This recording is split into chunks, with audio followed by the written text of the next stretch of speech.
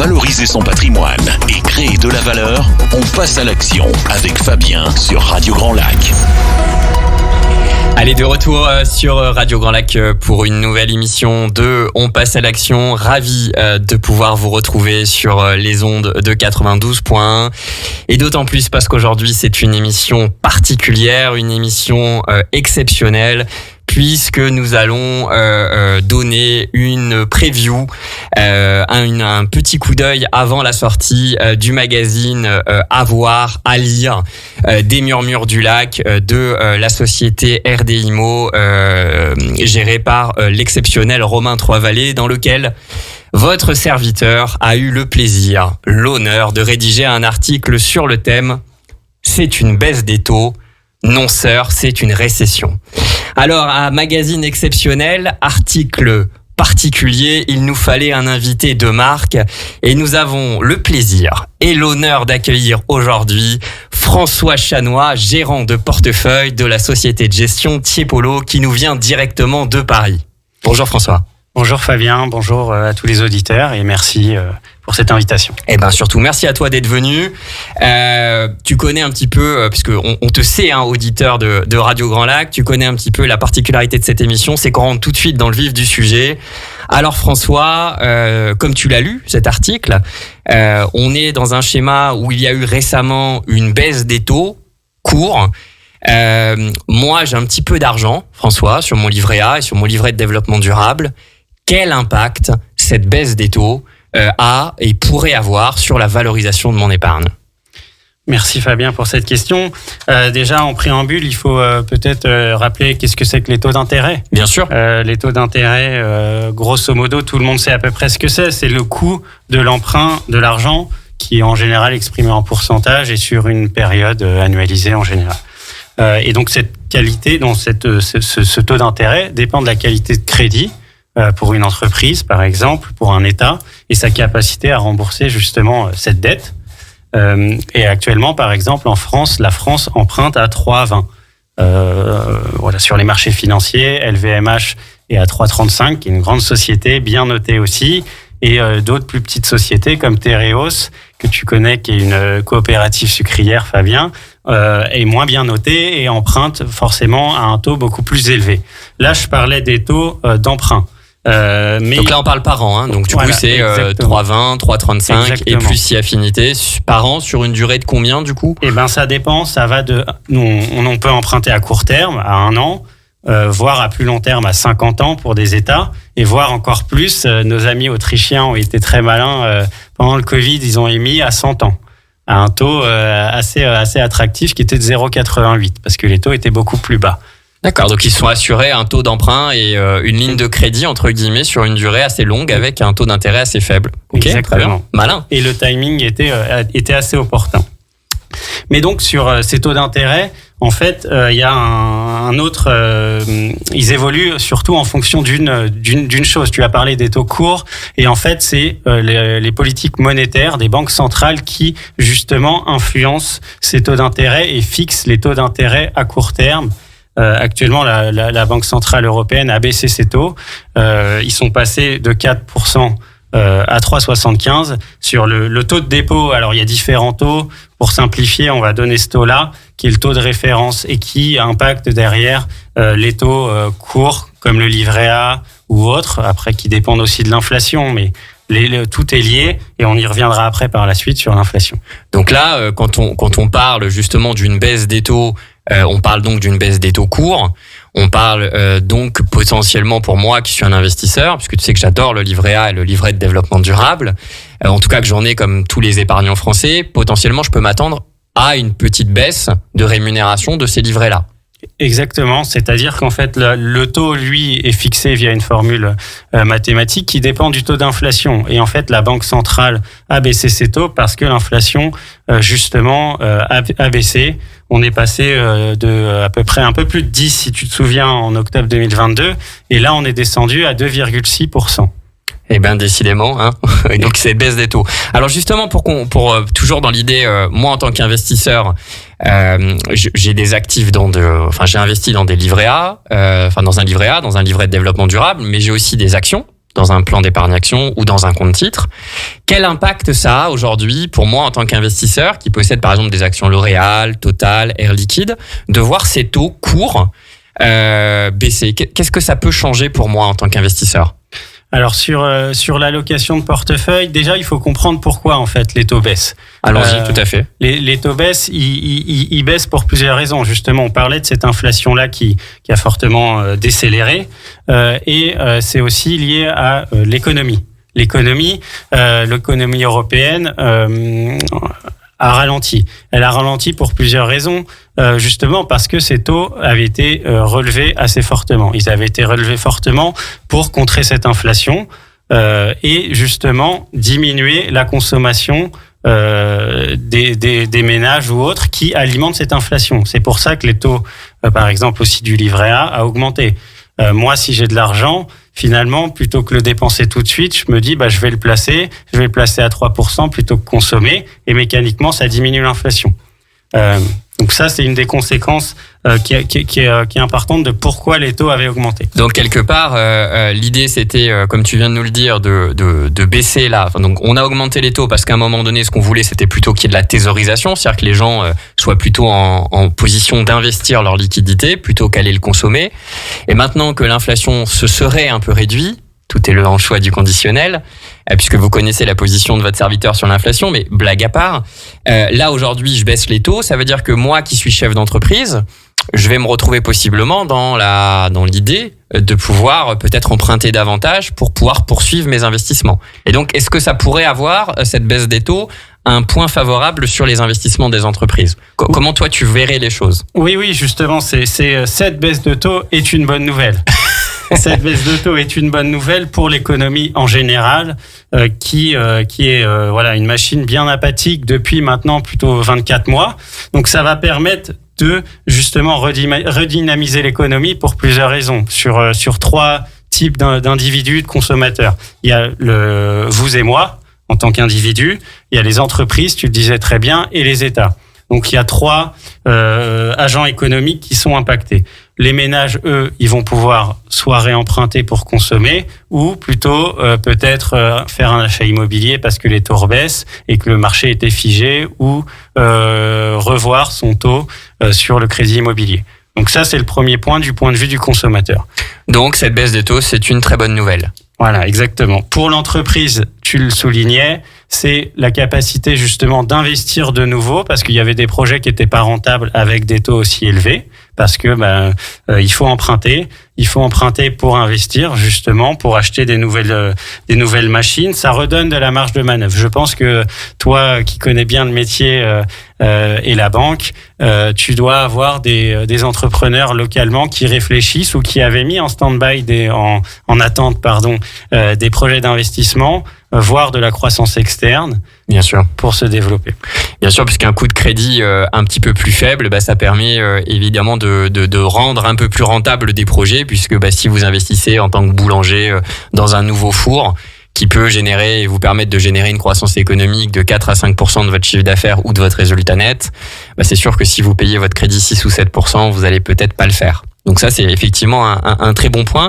Alors, on a reçu ici dans cette émission, parce qu'on reçoit que de la qualité, on a reçu Frédéric May, le greffier du tribunal de commerce de Chambéry, qui nous parlait, pour faire le lien pour tous les auditrices et auditeurs, et pour toi aussi, qui nous parlait du nombre de défaillances et de procédures collectives qui étaient en augmentation dans la région. Donc, on comprend finalement que la baisse des taux, c'est une manière aussi d'aller soutenir l'économie, et c'est une bonne nouvelle parce que ça vient injecter du sang neuf. On sent aujourd'hui cependant que pour certaines sociétés purement françaises, c'est-à-dire avec un chiffre d'affaires français, c'est quand même pas facile. On voit les niveaux, tu parlais justement des opérations de croissance externe ou des transmissions d'entreprise, on ressent qu'il y a des sociétés qui aujourd'hui souffrent, c'est-à-dire ont un niveau de résultat net qui est en train de baisser, et notamment à cause du coût de l'énergie. Comment aujourd'hui, toi, tu perçois un petit peu la stratégie énergétique en Europe, et est-ce que, toujours dans un investisseur, est-ce que ça a un impact dans l'allocation d'actifs qu'il devrait considérer ? Oui, ça a un impact très important, justement. Nous, notamment chez Tiepolo aussi, on essaie de chercher des sociétés internationales qui ne dépendent pas seulement d'un secteur d'activité ou d'une zone géographique. Et donc, on essaie de diversifier justement les clients, mais aussi les sources d'approvisionnement ou d'énergie. Et donc, tu le disais, le coût de l'énergie a un impact vraiment assez significatif. On sait qu'aux États-Unis, ils ont bénéficié justement du pétrole de schiste et d'une énergie beaucoup moins chère. En Europe, nous, avec en plus la guerre en Ukraine et la décision de ne plus importer du pétrole et du gaz russe, mécaniquement, le prix du gaz a été plus important en Europe, même si maintenant c'est en train de se calmer. Mais on a eu cette phase assez compliquée et donc on a une compétitivité des entreprises européennes qui était plus dure, des pressions sur les marges et le coût de l'énergie, justement, a alimenté cette inflation qu'on essayait de combattre fortement. Exactement. Alors, je suis tout à fait en phase avec toi, aligné. Quand on regarde les les 3 blocs de pays, même si c'est un peu réducteur, on a d'un côté les États-Unis. Les États-Unis, vous prenez leurs 3 plus grosses boîtes pétrolières cotées, Exxon, Chevron, ConocoPhillips. C'est quasiment 800 milliards de capital, 800 milliards de dollars de capitalisation boursière.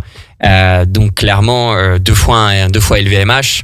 Là où nous on n'a pas non plus en termes de société cotée dans le pétrole ce niveau-là, et quand vous regardez de l'autre côté, donc plutôt du côté de l'Asie, on est effectivement avec un nombre significatif et croissant de sociétés dans le domaine du charbon qui leur donne d'un côté comme de l'autre un avantage concurrentiel assez fort. Donc du coup, tu parlais d'allocation d'actifs, de tenir compte de ce coût de l'énergie, et tu parlais d'aller diversifier un petit peu les sources d'investissement. Si on va un petit peu plus loin, pour tenir compte de ce point-là, qu'est-ce qui serait bon à faire si on devait donner quelques astuces à nos auditeurs et auditrices? Qu'est-ce qu'on leur donnerait par rapport à ce sujet de l'énergie? Eh ben, par rapport à ce sujet de l'énergie, justement, il va falloir aller chercher des sociétés à l'international avec une visibilité sur la croissance qui est très, très importante. Et c'est cette visibilité-là, dans un contexte économique encore incertain, une trajectoire sur l'inflation incertaine, où il est important justement d'investir. Dans les sociétés, dans le domaine de la technologie notamment, on a une visibilité assez importante dans les semi-conducteurs.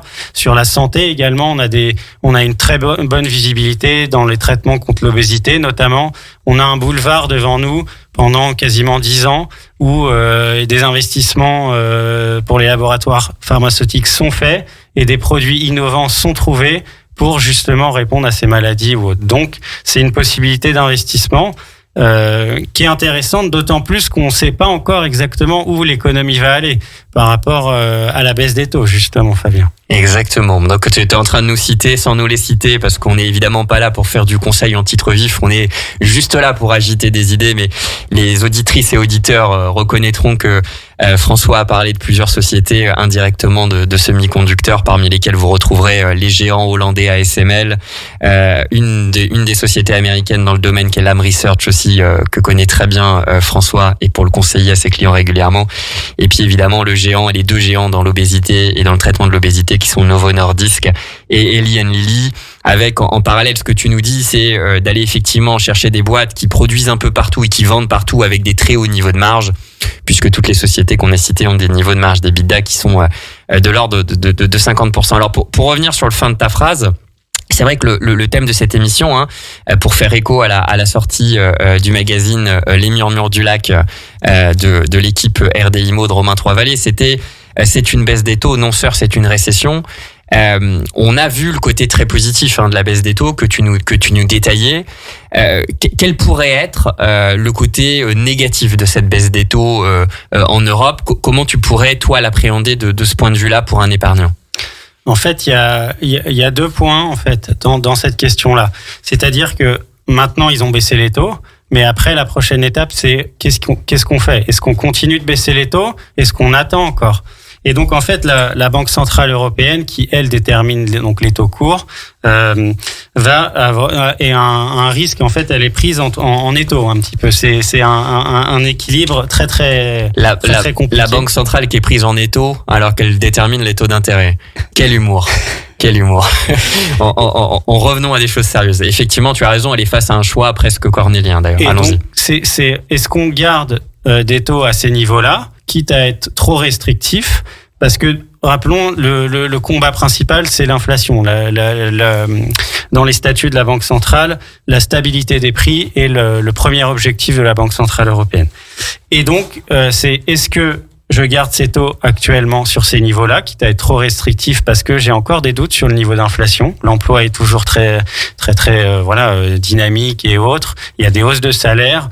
On parlait du coût de l'énergie. Peut-être que ça peut encore se répercuter par la suite et donc alimenter l'inflation. Donc ça, c'est le premier point. Est-ce qu'on les garde trop tôt, trop haut? On les garde trop longtemps, trop haut, quitte à justement freiner trop l'économie. On l'a vu quand même, ça a ralenti l'inflation, mais également ça ralentit la consommation et l'économie.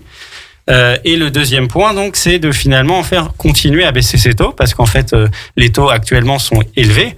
Normalement, les taux sont plutôt les taux neutres pour une inflation qu'on cherche à atteindre autour de 2%. C'est plutôt des taux qui vont être proches justement de ce niveau d'inflation autour de 2%. Là, actuellement, on est encore à 3,75. Donc, si on baisse ces taux, parce qu'on est confiant sur l'inflation, il faut être sûr que l'inflation ne reparte pas. Et Fabien, je crois savoir que tu connais bien l'historique justement sur les taux. Et aux États-Unis, qu'est-ce que tu peux me dire sur justement le second tour d'inflation qu'on a vécu précédemment? À l'arroseur arrosé, c'est la réponse du berger à la bergère. Ouais, tout à fait. C'est vrai que c'est intéressant de remettre, et merci pour ta question, parce que c'est intéressant de remettre aussi en perspective l'évolution des taux d'intérêt par rapport à ce qu'on a vécu ces dernières années. Les auditrices et auditeurs avisés ou simplement les professionnels de l'investissement comme toi savent que dans les années 70, on vit quand même une inflation terrible, puisque c'est le moment où les pays du Moyen-Orient décident d'augmenter très fortement le prix du baril de pétrole, et on se retrouve avec une inflation qui est stratosphérique, qui amènera d'ailleurs le marché action à souffrir assez terriblement, avec des baisses de moins 40, moins 50%. Et on mettra du temps d'ailleurs, et c'est intéressant la comparaison avec ce qu'on vit aujourd'hui, parce qu'on mettra beaucoup de temps à accepter qu'il y a de l'inflation. Et on pourrait se poser la question si la situation n'est pas la même aujourd'hui d'ailleurs, puisque on discute entre professionnels, et tu as tout à fait raison François, je suis en phase avec toi, l'inflation réelle aujourd'hui elle serait affichée aux alentours de 2%, enfin en tout cas l'inflation telle qu'on la calcule. Parfois quand on va faire nos courses, on a le sentiment que le filet de bœuf que l'on va manger tout à l'heure dans un super restaurant d'Aix-les-Bains va coûter probablement un peu plus que 2% qu'il y a quelques années. Donc cela étant dit, dans les années 70, il faudra du temps pour augmenter les taux de la Banque centrale pour accepter qu'il y a de l'inflation. Et Paul Volcker, conseillé alors par Milton Friedman, prix Nobel de l'économie, montra alors ses taux d'intérêt à 18% en 1978 pour contrer l'inflation. Donc premier point, là où Margaret Thatcher montra ses taux d'intérêt, elle a plus de 25% pour contrer l'inflation. Donc gardons quand même bien en tête qu'aujourd'hui, quand on annonce des taux d'intérêt élevés, ils sont élevés par rapport à ce que nous on a connu, mais ils restent relatifs par rapport à ce qu'il y a eu dans l'histoire lorsqu'il a fallu vraiment contrer l'inflation. Donc c'est vrai que c'est un peu le sujet de savoir quelque part, est-ce que il y a de l'inflation vraiment structurelle? Est-ce qu'elle va continuer? Et dans ce cas-là, augmenter les taux, qu'est-ce que ça va impliquer? On va en discuter ensemble, notamment sur le lien entre taux courts et taux longs. Et puis après, ne rien faire et possiblement la laisser s'enflammer. Justement, j'aimerais qu'on revienne sur un point qui est très important sur ces taux. Donc en gardant bien en tête qu'il faut distinguer les taux courts, les taux de la Banque centrale, taux directeur, et puis les taux longs qui sont les taux de l'obligation d'État française, du Bund allemand, qui sont les taux d'intérêt lorsque l'État emprunte sur des durées assez longues. On est dans une phase politique qui pourrait être potentiellement agitée. Quel serait le risque si demain on avait un peu d'agitation sociale en France, un nouveau mouvement des Gilets jaunes, des révoltes, des manifestations? Quel serait le risque pour moi en tant qu'épargnant? Parce que on parle beaucoup d'attaques potentielles sur la dette française comment toi, en tant que professionnel de l'investissement, ou comment toi, d'une manière générale, comment toi t'appréhendes ce sujet-là et qu'est-ce que tu conseillerais à tes clients sur ce sujet-là? Donc tout d'abord sur les taux longs, comme tu disais et on l'indiquait, ces taux longs sont fixés justement par le marché et ça dépend de la capacité d'un État à rembourser ses dettes et à créer de la valeur justement et à investir. Donc si le marché finalement se rend compte qu'il y a une ambiance sociale, il n'y a pas de ligne directrice parce que justement le pays va être figé, ces taux longs risque d'augmenter un petit peu. Et donc, l'augmentation des taux longs va faire justement peser un poids un peu plus important du coût de la dette. Le coût de la dette française pourrait augmenter un petit peu plus. Aujourd'hui, je disais, on était à 3,20 à peu près. Oui, ça pourrait augmenter un petit peu. Mais je tiens à te rappeler que le total de la dette française est sur un niveau moyen qui est en fait ce niveau moyen-là. C'est-à-dire qu'on est le stock total de dette français est autour de 3,20. Donc en fait, on est dans un niveau plutôt historique, classique, même si précédemment les taux étaient beaucoup plus bas. Pour rappel, par exemple, dans les années 90, la France empruntait à 10%. Dans les années 2000, ce taux est descendu à 5,5%. En 2010, on était sur ces niveaux-là, 3,20. Et le Covid avait fait qu'on était descendu vraiment très très bas et mené par les banques centrales. Tout à l'heure. Donc ce que tu veux nous dire en substance, c'est ça, c'est très important. C'est il est possible que les taux auxquels la France emprunte sur les marchés viennent à augmenter. Il est possible, hein, c'est une probabilité.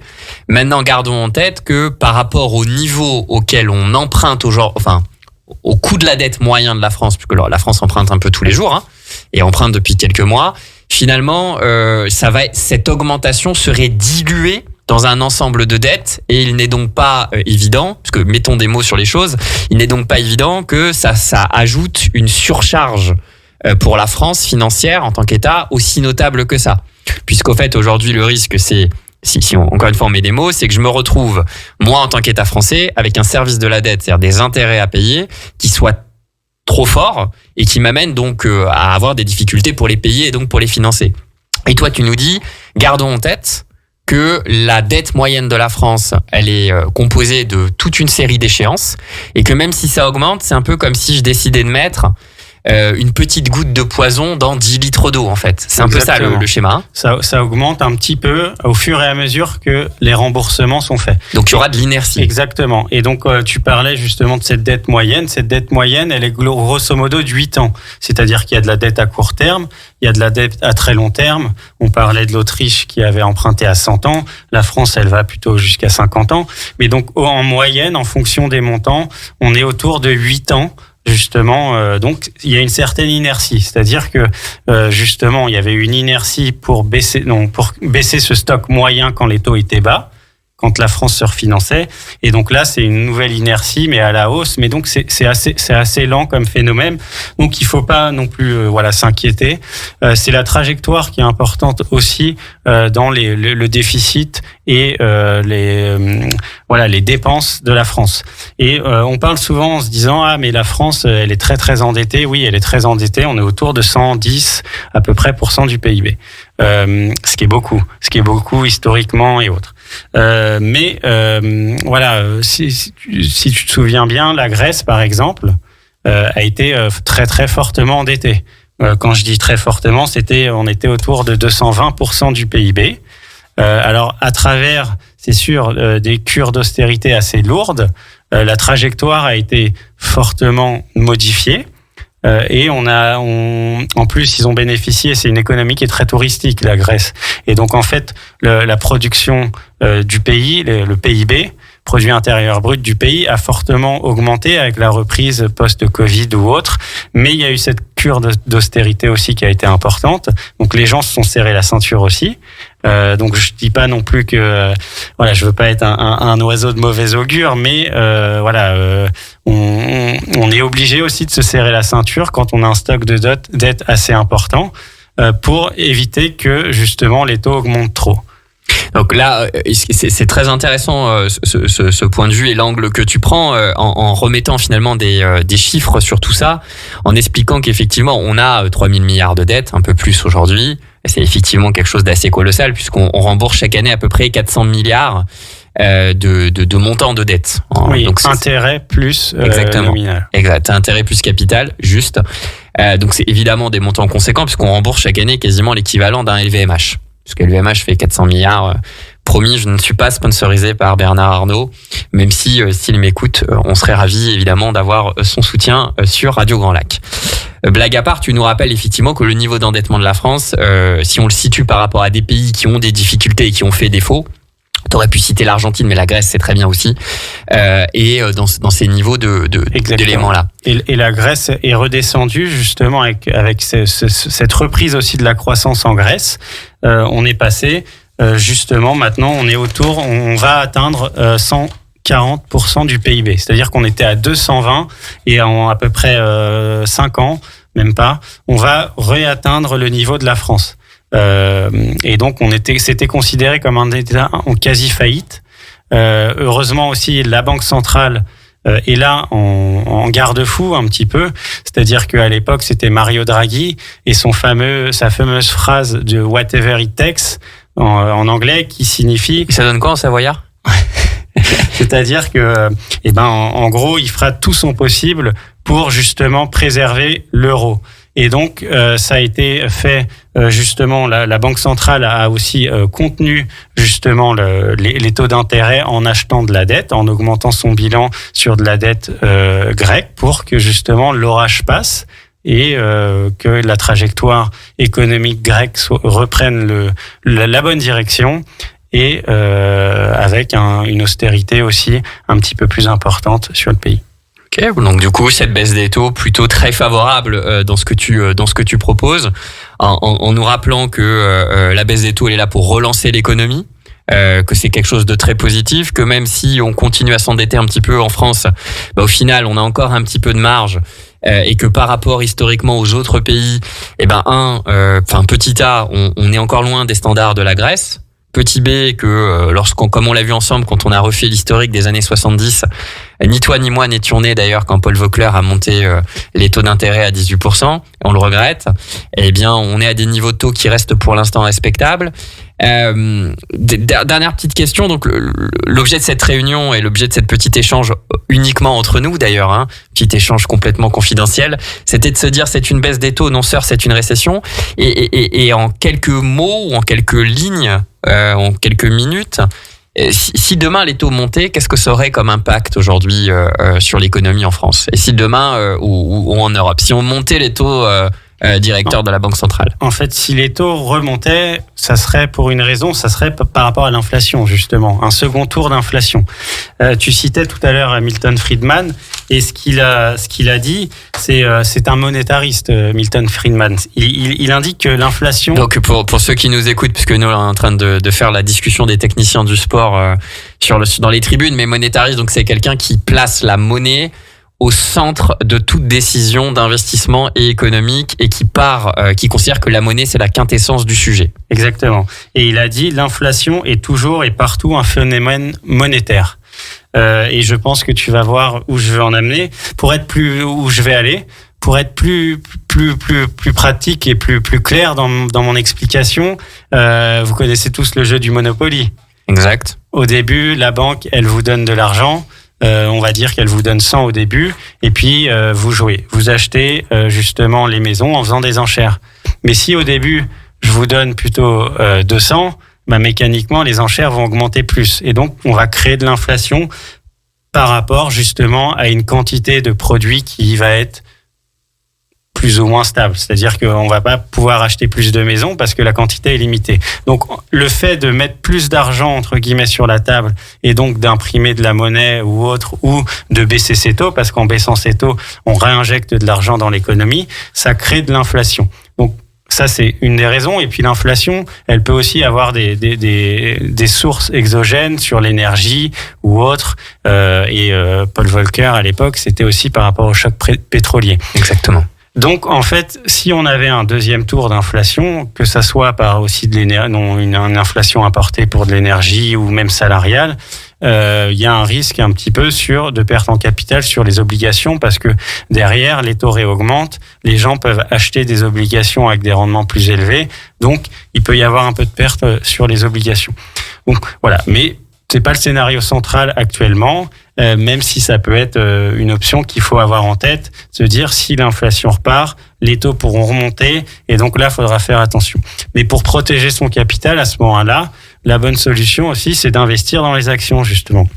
Parce que les actions bénéficient justement de la hausse de l'inflation parce qu'elles ont cette capacité, quand on choisit des sociétés de qualité, avec une capacité de fixer les prix. En anglais, on dit pricing power, excuse-moi pour cet anglicisme, mais cette capacité à fixer les prix aux clients, mais également à ses fournisseurs. Donc, on va chercher des entreprises comme ça, qui ont la capacité de bien évoluer dans un environnement où l'inflation pourrait repartir à ce moment-là et qui ont une bonne visibilité sur la croissance. Alors que les taux montent ou que les taux baissent, le choix pour un investisseur, c'est donc de favoriser le marché action par sa capacité, justement, comme l'a dit François, à prendre l'inflation, à l'absorber et à créer de la valeur pour un investisseur. Comme François l'a dit, lorsqu'on était dans les années 80, les taux d'intérêt en France d'une obligation française, ça devait être entre 15 et 17%. Donc on pouvait se retrouver avec une allocation d'actifs 50% actions, 50% obligations et gagner de l'argent. Donc la récession économique, c'est pas évident, mais il faudra le surveiller et surveiller l'évolution de cette inflation qui finalement est décisive pour la suite. Merci pour cet échange, François. Tu connais la fameuse phrase 1 minute pour convaincre à la fin de chaque émission. Tu as 1 minute pour nous parler de ta société Tiepolo, que l'on remercie encore une fois de t'avoir mis à disposition, société de gestion parisienne. C'est quoi Tiepolo alors ? Merci Fabien. Donc oui, je suis gérant de portefeuille chez Tiepolo. Tiepolo, c'est une société de gestion parisienne, entrepreneuriale et indépendante, avec le capital qui appartient justement à ses associés fondateurs et également aux employés. Nous gérons 2 milliards d'actifs sous gestion. Nous sommes 35 personnes. Nous gérons 1800 familles. Et nous ne sommes pas intermédiaires, nous sommes spécialisés justement sur les actions, les titres vifs en direct. Et avec une réelle expertise sur les marchés financiers et les investissements dans les actions, mais pas que. C'était François Chanois et Fabien Giraud en direct de Radio Grand Lac. On vous dit à très vite. Merci Fabien et merci aux invités. La radio de l'identité locale à Aix-les-Bains et autour du lac du Bourget, Radio Grand Lac sur 92.1.